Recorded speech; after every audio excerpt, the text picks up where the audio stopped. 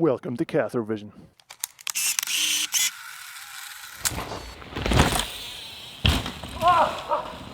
My God, that sun is bright. So Cathro Vision is a daily mountain bike video series bringing you all the behind the scenes action, technical analysis from the Downhill Mountain Bike World Cup series. My name is Ben Cathro and today I am in Andorra for the 4th round of the Downhill Mountain Bike World Cup. We are just on the back of a bit of a heat wave here in Europe and I'm melting. It is proper hot today. Temperatures are looking to be about 30 degrees all week and thunderstorms in the evening. So it could play havoc this weekend. Going to update you on everything that's happened since Leo gang. It looks like rumours are true. Brendan Fairclough is back on a downhill bike. He actually injured himself back in May filming and we don't actually know what he did, but he wasn't at the last 2 World Cups. It's going to be good to see him styling it up on track this weekend. Anyone that follows the World Cup I am sure is familiar with Tanny Seagrave having a nasty crash in Fort William and damaging her shoulder. Turns out it was a grade 3 separation and they elected to go with surgery to pin that thing back down. She's recovering well though, rehab's looking decent and she's hoping to be back on a bike next weekend in Leger. Whoa, cut, that is a load of rubbish. I misread something on her Instagram, luckily I bumped into her later. She's not looking to be riding a bike until the last round of the World Cup in snowshoe I think it is, so yeah, disregard that, okay. On with the film. Benoit Coulange is a rider who flies under the radar quite a lot. He actually ruined himself in Fort William, punctured his qualifying run, blew his tyre off a rim on a jump and had a really bad crash. Ruptured some ligaments in his knee and he's rehabbing it at the moment. He's not going to be back on a bike till Val di Sole though, so good luck to him rehabbing that knee. This next one is an absolute shocker. So some of you are probably aware there is 2 events on this weekend. There's the EWS in Lezer and the World Cup here in Andorra. Some riders do both and have had to decide which one they do. The Masters brothers are probably the most high profile riders that have had to choose. And they've elected to do the EWS. Oh, I can't believe it. Sacrilege! So I can think of 3 reasons that they would do this. Either 1, they're enjoying riding new tracks, they're getting more time on the bike, having fun. Or 2, it's easier to get a top result at an EWS. That might be a bit controversial, but I think it is true. Or 3, their sponsors sell more trail bikes. I think it's a combo of all 3 of them, to be honest. But hey, they're going to do what they're finding fun and what they want to do, but downhill's still the one for me. Oh, and also congrats to Win Masters who just got engaged yesterday. Congrats, man. So just before we head for track walk, I've got to say a big thank you to today's video sponsor, Flotec Suspension. They're actually a personal sponsor of mine. They're in charge of keeping my suspension tip top. And Taj and Jules of Flotec Suspension, they are Scotland's only dedicated suspension service and tuning centre. They are actually so good at it that Fox Racing brought them to the World Cups to be their World Cup technicians, and yeah, they're pretty good at what they do. Flotec can work on many different suspension brands, but crucially they carry all the most common parts in stock so they can do like super fast turnaround. Like I've seen suspension come in and go out same day. It's really cool. So if you have a ruined set of bouncers that are needing worked on and tuned up, go to the link in the description, head over to Flotec and book them in for a service. Cool, right. Let's do a quick lap around the pits and then straight onto track walk. Let's go check it out. This is the start of the track, but actually the pits are at the top of the hill, which is really unique. Usually they're down at the finish. But as you can see here, there's a lot of open spaces. A lot of the teams are still to arrive, still to set up. Over here above the pits is the cross-country track, so that is up there. I'm hoping I'm going to get up there at some point to get a little watch of that. But anyway, that's enough of a look at the pits. Let's head for track walk. So the downhill track starts up on the edge of the pits at the top of the hill. Starts off pretty flat, you know, there's not too much gradient, but the way this track works is it goes flat, steep, steeper, steeper, steeper, steeper, like vertical by the bottom. So this bit, there's a lot of pedaling, a lot of pumping, trying to find the smooth way through, carrying speed. Let's work our way down this top section and see if there's anything new. They really do not want people riding this outside of practice. Steel chain. They kind of have to though because it's a bike park and there's live tracks running right next to the downhill track. Valnor Bike Park taking no prisoners with the chicken lines. So they're calling them rubber chickens. This first drop, you can go around and actually, it's actually quite a tricky gap to clear because the takeoff's really mellow and you have to sprint in to get the speed for it. A few people got caught out last year just cruising in. So the upper section of this track doesn't have a lot in terms of line choice. It's more to do with braking, carrying speed, holding balance. They have taped in a few, but they're so off track that no one's going to do them. Most people will be sticking to the main line down here. Francisco, this top section is kind of known for, I'm just going to shift this a wee bit. This top section is kind of known when people are watching the live feed, the first camera they see is the start gate and then like the open section, like way down the hill. And there's like usually big time gaps and people are like, what happened? What happened in that top section? How would you describe this top section to everyone? It's pretty simple. Yeah. There's no lines and it's pretty fast. Yeah. But some like the good riders, so they pedaling a lot on the top and they can do good times. So you think like just sprinting this top section is like what makes the big time gaps? You know, you have to be fast in everywhere. Yeah. Since from the start gate until the bottom. Yeah. So every second is very important. Yeah. Every meter of the track is important. So until the bridge, the first bridge is a bit flat, and then after is start being like technical and steep. Okay, so we got some technical and steep coming up. Let's go check it out. Cheers. Yeah. So this is one of the first real tricky bits of commitment. There's three main lines, I would say. There's a nice, safe, low line, a little bit of a wiggle that you got to do, and then you got a tight turn on the exit. There's a kind of tricky, but still sort of safe middle line. There's a few roots on it. There's some sharp rocks you got to watch out for. But then there's I don't want to say big boy line, big boy and girl line. The high one, and there's a few different ways you can do it. You can do one where you kind of skip across this rock, across the next one, and kind of drop off the end. The prime way to do it, preload next to this tree and then just float it. Get the wheels clean off the ground, then there's less chance of you getting bucked and slid on anything. So pretty much what you do by doing that is all you need to worry about is this takeoff and the landing over there, which is quite smooth. Get rid of all that nasty stuff. Sounds simple, very hard to commit to. Found it.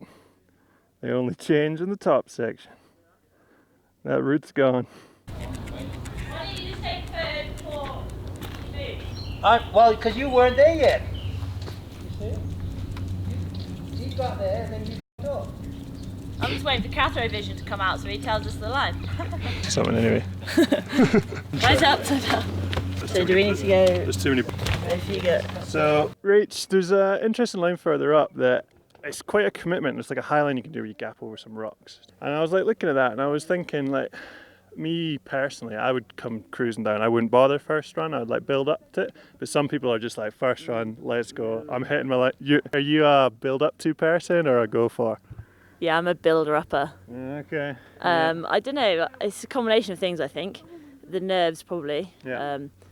Especially on a good track where you're super excited to ride. I often feel like so buzzing that I don't trust myself to just get on and ride. Like, because you've had a few days off riding and you're buzzing to get on track. Yeah. And like, it's always like that here in Val d'Isole. And my heart is like beating so fast, and I get on track. And I'm like, yes. And if I'm not careful, massive crash. So Got to rein it in. yeah. But it's interesting to see when it's the same track, often same sections, over the years how you have improved as a rider. You know, like I remember years ago I didn't do the high line, and now no problemo. Hopefully. Is it bikes or is it you? No, it's the bike. Athens bikes. I have got something to tell you. After all these years, I've just realised that, you know, people say on the comments, why do they blow the whistles? I've just realised that they blow the whistles so you know where to brake. What? Yeah, so when they blow a whistle, you brake or speed tug. Insider info there. So far the track's pretty much a carbon copy of last year. Nothing too serious going on, no big changes. The track is open year round for the public, so I don't know, there's a few new holes, a few braking bumps. But yeah, looking similar. I'm going to keep working my way down. Let's see if we can find something new or interesting. So I proper had the blinkers on here. Saw a sneaky high line above the green rock, which usually lines you up perfect for the straight line that's no longer there. New corner. Old track went straight. New ones. swinging up high, which means riders are going to have to think about the entrance a bit more.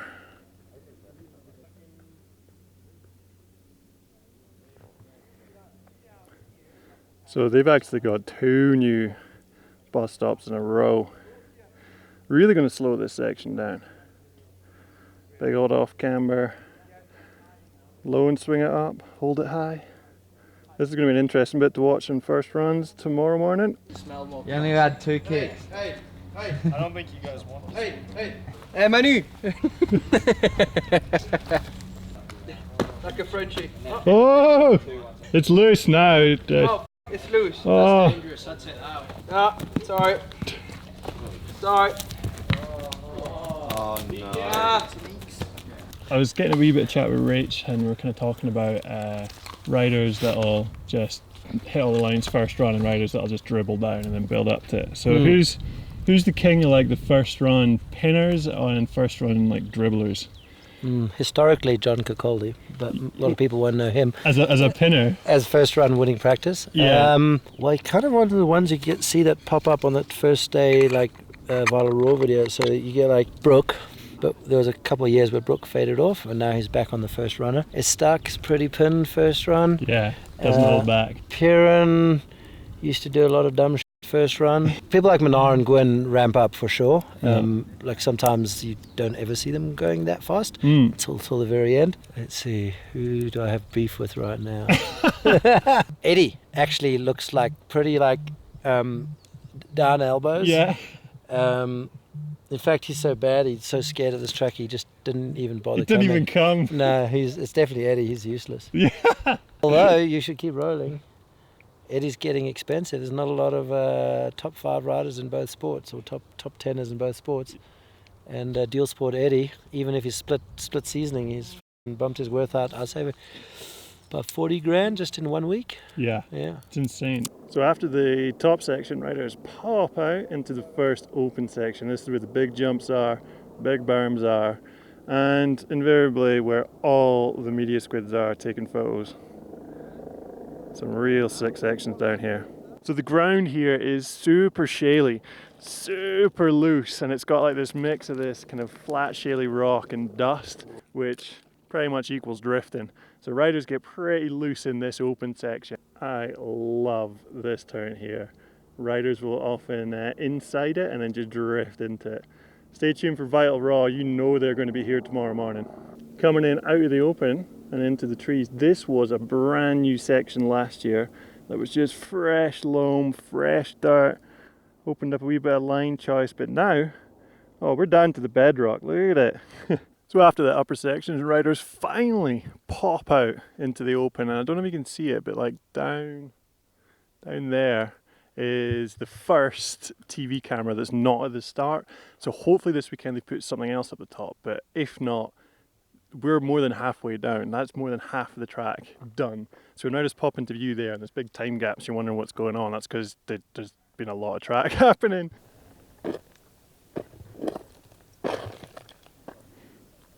Shelly. Are we on? We're on angle. Yeah, that's about right. Bernard, so can't help but notice you're a man down, 2 men down this weekend? With 2 men down this week. Oh, right now, I want to know, team manager decision, sponsor decision, rider decision. They asked if they could go. They're pretty like good about that. So Eddie asked, and then Walker was like, "Yeah, I'm keen to." Yeah. And I was like, "Yeah, makes sense." So we checked with Pivot, and they were like pretty supportive of the decision. So have me and Emily here, and those for the Enduro. Eddie's 3rd in the series right now, so that's pretty sick. Yeah. And Walker's an 18th. So I don't know, they're really enjoying that, doing good. And this way, they still only miss 1 good World Cup. They're going to do Val de Sol. They only miss 1 World Cup, and I think they do every Enduro now. Cool. So yeah, they only have to miss 1 World Cup, so it works pretty well. And how are your ribs? Was it you hurt? Yeah, I hurt my ribs at Leogang, trying too hard, being an idiot, but feel pretty good now. So yeah, stoked to try hard again, maybe not quite so hard, and do good here. So you just got to take that fastest sector from Leogang and do it everywhere this weekend. Yeah, pretty much. Just do that the whole way down would be good. So Bernard and Connor Fearon, Jackson Frew were on about some mad dog. It's going to try jumping from there all the way to over there. But that is keen. They were saying if anyone's going to do it, it'll be George Brannigan. Right then, George, let's see you send it. So the track originally just went straight into this bit, but now they've opened up sneaky little ledge highline. Could allow for some more exit speed out of this section.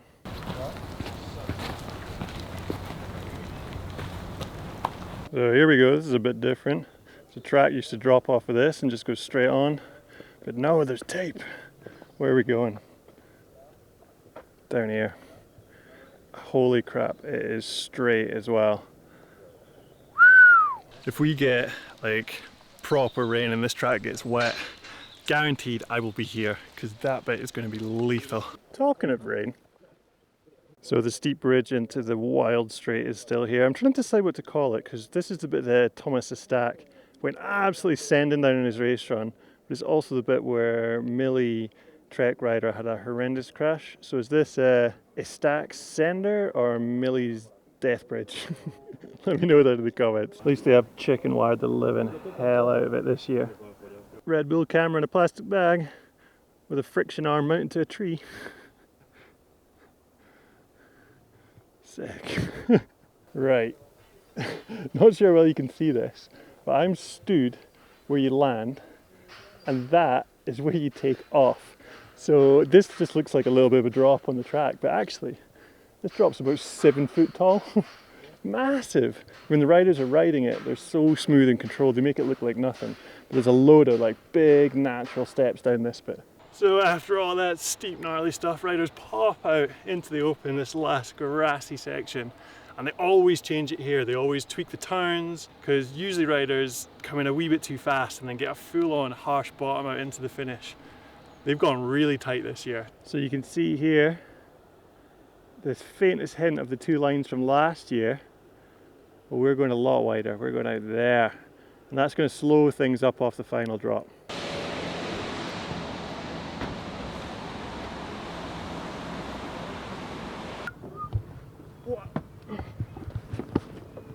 I think I should do all my sign-offs up in the hot seat, quite like this. So yeah, that is the track walk here in Andorra. It's looking really nice. There's no major changes, few little tweaks that'll hopefully give the riders something to think about. I'm excited for practice tomorrow, so once again, thank you to Flotec Suspension for sponsoring this video. Remember, you got any suspension needing tuned or serviced, there's a link to them down in the description.